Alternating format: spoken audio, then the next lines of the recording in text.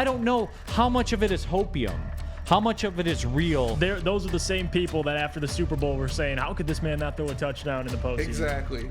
And now he's on the Lions, and it's, but Jared Goff. Does everybody understand he's a bridge quarterback? See, does everybody understand that? Penei Sewell is a gold jacket offensive line. Like, I truly 100% believe that. What's a realistic expectation for this Lions offense? Like, come correct. Be real. And I think I'm going to focus on one thing. It's the rushing attack. I think a top 10 rushing attack is a must, is a need, especially for who's at quarterback, Jared Goff. That's all I'm really focused on. I know what I'm getting out of Jared Goff. He's going to be solid at times. He's going to be inconsistent at times. But I expect one thing to be consistent. It's those guys up front. It's that O-line. It's that top 3 O-line in the NFL. So it's the run game. That's the heartbeat of this offense.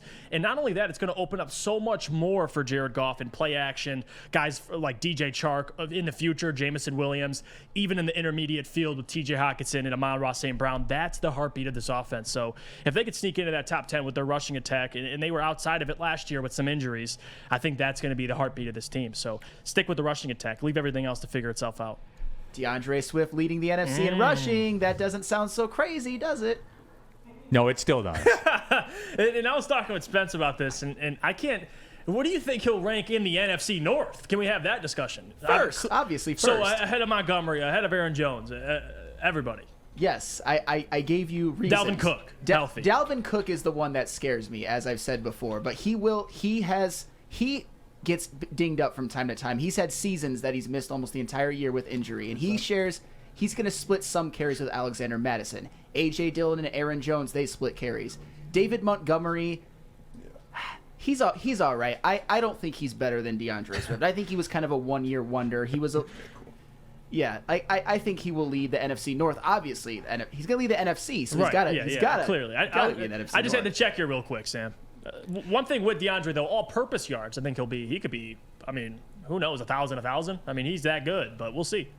Yeah, and, I guess it's always going to come back to this, right? It's always going to circle back to Jared Goff, which our preliminary research, as we said, you got the YouTube chat, right? Handy, ready to go. Who would you rather have, Jared Goff or Ryan Tannehill? Which turd smells better? Do you see where I'm going? I told you we're going to continue to do this. Yeah. He's undefeated, right? He's 4-0. Who has he taken down? He's taken down, and mark me on this one, you guys. He's taken down. Who has he taken down? You haven't brought up Tua yet, have you? Yeah, he took down Tua. He did? He took down Tua. David Jones, right? Yeah.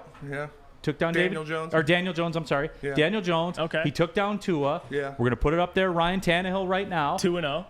Uh-oh. I think he'll be 3-0. It's going to be 3-0. Didn't we do Davis Mills? We did Davis Mills, God, right? He took down Davis Mills. Yeah. It's 4-0. Did we do Chicago's quarterback too? Justin Fields? I don't think so. Okay, we'll do Fields tomorrow. Okay. But right now, who would you rather have, Jared Goff or Ryan Tannehill? We wrapped up our other poll. Jared Goff versus Ryan Tannehill. Who would you rather have? 71% of you say Jared Goff. Still looking for a quarterback that it's even close with. and I feel like a little bit of that is loyalty, but another part of it, is it that much of a landslide between Ryan Tannehill and Jared Goff? Like a 70-29? Somebody in the YouTube chat thread 71-29 said Zeke, I think if Jared Goff was a starter for the Titans, they beat the Cincinnati Bengals in the playoffs. We're getting to that point. We're reaching at that point. But, I mean, you flip that coin, right? And you say, well, if Jared Goff's a starter for the Titans for the whole season, are the Titans in the playoffs? Right. No Derrick Henry. With no Derrick Henry. Tannehill got the number 1 seed. Yeah, I mean, it's a lot of what ifs at this point. But, again, very similar quarterbacks, both bridge quarterbacks to me, limited quarterbacks. But I guess you like Ryan because he's more mobile. But, again, he throws more interceptions. I don't know. Maybe, I don't know. It's a tough one to figure out. A lot of it is loyalty, though. You got to stay loyal to Jared Goff, it seems like. But we're doing it, and we keep knocking quarterbacks off the list. And I think it ties into the question we're talking about. What are your serious expectations for the Lions offense this year? Because I think, like, it was cute in some of the stuff we were saying and some of the stuff the fans were saying about the 5,000 yards and the touchdowns and all that stuff. But I think that's legit the take that a lot of people have. Yeah, and I don't know how much of it is hopium, how much of it is real versus the hopium. I mean, how many of them are tying up the rubber band, and cooking it up and everything like that? I wonder about that. Oh yeah, because I think there is a segment of people, and I think it's more than I think it is. Am I crazy here? No, it is. It is. What were we gonna say, Spence? Everybody knows my feelings about Jared Goff, and when me and Easy first got on him pretty hard on heavyweights, I was honestly shocked on how many people are like, "Oh, he's not that bad. Jared Goff's our guy. We can do it." Like, why? But Sean McVay didn't want him. He couldn't do it with the Rams. What makes you think like the Lions? He can do it with the Lions? I don't know. It kind of blows my mind. Those are the same people that after the Super Bowl were saying, "How could this man not throw a touchdown in the postseason?" Exactly. And now he's on the Lions, and it's, but Jared Goff. And I get it. I mean, if you're downgrading from Stafford to Jared Goff, no one wants to really believe it that you're downgrading. So it's like they want to pump Jared Goff up, and I love Jared Goff to a certain extent. He's a bridge quarterback, and that's how I view him. But does everybody get that? Does everybody understand he's a bridge quarterback? See, does everybody understand that? No, but here's the thing. I'm starting to warm up to this. And I suspected this in the beginning. But as things continue to play out, certainly as I see the court of public opinion on him, there's no such thing as a bridge quarterback in the NFL. He's either your guy or he's not your guy. Right. Guy, yeah. Like he's Alex the guy Smith, because there's no one in the system to replace him. Like there's no one coming to replace him. So, I mean, he's like a Tigers positional player right now. There's nobody anywhere. So that's your guy. That's your guy. Yeah. And until I see differently, he's the guy.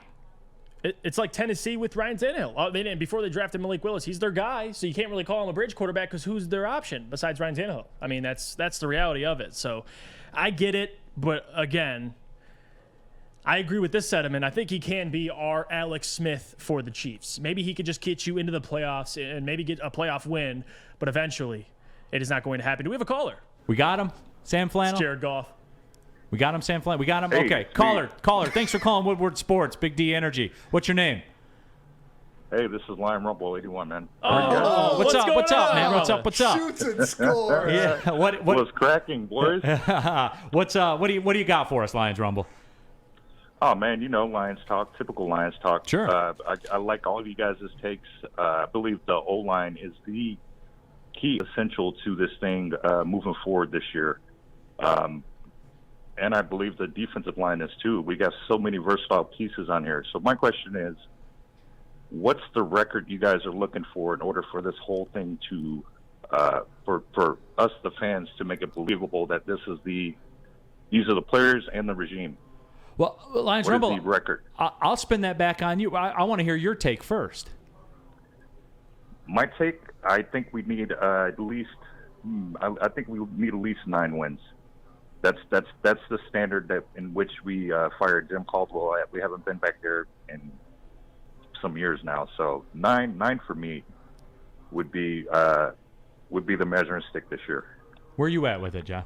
I think a minimum of 7 for me. And I respect 9 because he's holding their feet to the fire. And I respect anybody who's going to do that with this Lions franchise. So 7, 9 in that ballpark. The thing for me, Lions Rumble, is this. And you hear Sam Flannel talk about it where, DeAndre Swift leads the NFC in rushing. And to a lesser degree, you've heard it from me. I think this is a top 5 offensive line, top 3 offense. I think this is one of the preeminent offensive lines in football. And if that is true, and they do stay healthy, then then 8 to 9 wins is a baseline expectation.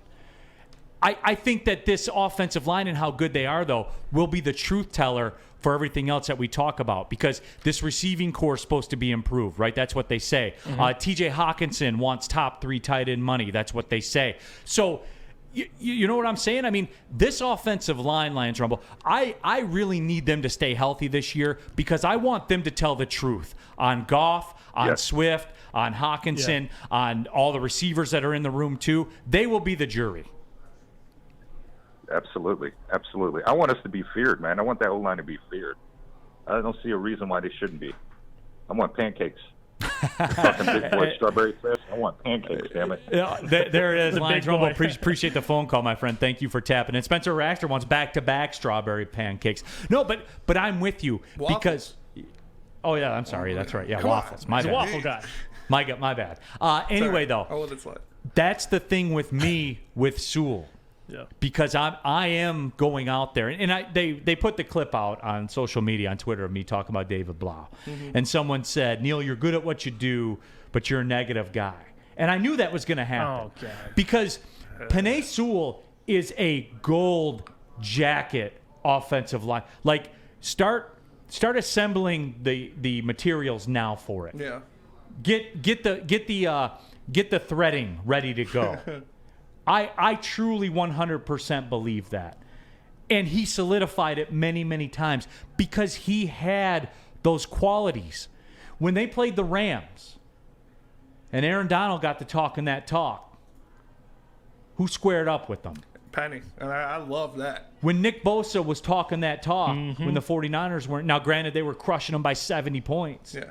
But who talked that talk? Penny. That's what that's what I want. That means and something. And we talk about the NBA. It does mean something because when we talk about the NBA draft and guys like that, I want the dudes that want to win more than they want to breathe. That's what I want. I want guys like Sewell that don't care that it's Aaron Donald over there. That's what I want. I want guys that don't care that it's Nick Bosa. They're going to square up with dudes like that. And we knew he was good, right?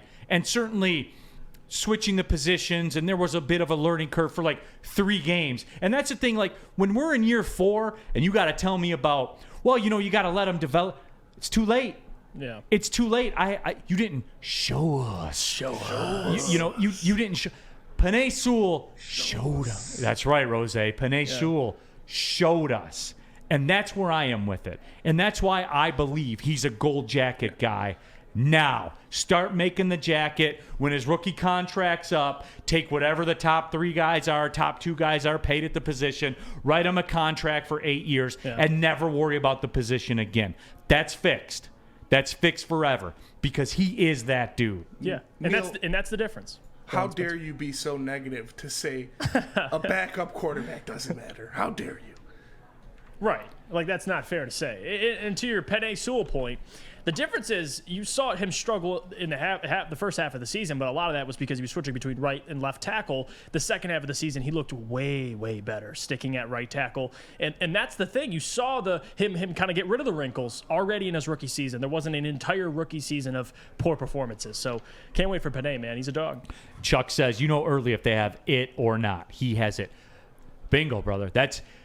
We're not sitting here thinking about this. There was a clip where I was talking about Steve Yzerman before the Red Wings season started and the whole Dylan Larkin thing. And people were mad at me because I'm like, Dylan Larkin's not a $9 million a year guy, $8 million a year guy. He's not. Because I still have to be shown that this year. Steve Yzerman, I didn't have to be shown. He walked on the ice and dominated. He showed us right away. Penei Sewell walked out there and showed you. Imagine when he does. And I'm not talking about for development's sake. I'm talking about wait 2 years down the road. Wait and see what Sewell is then. Wait and see what he does to Aaron Donald. Wait and see what he does to Nick Bosa's then. He's going to be on that level with them. Like we have a chance in that fight now. Right. We're on equal footing. Right. We're sending a snake into the snake pit now. We're not sending a bunch of rats into the snake pit. We have a snake in the snake pit.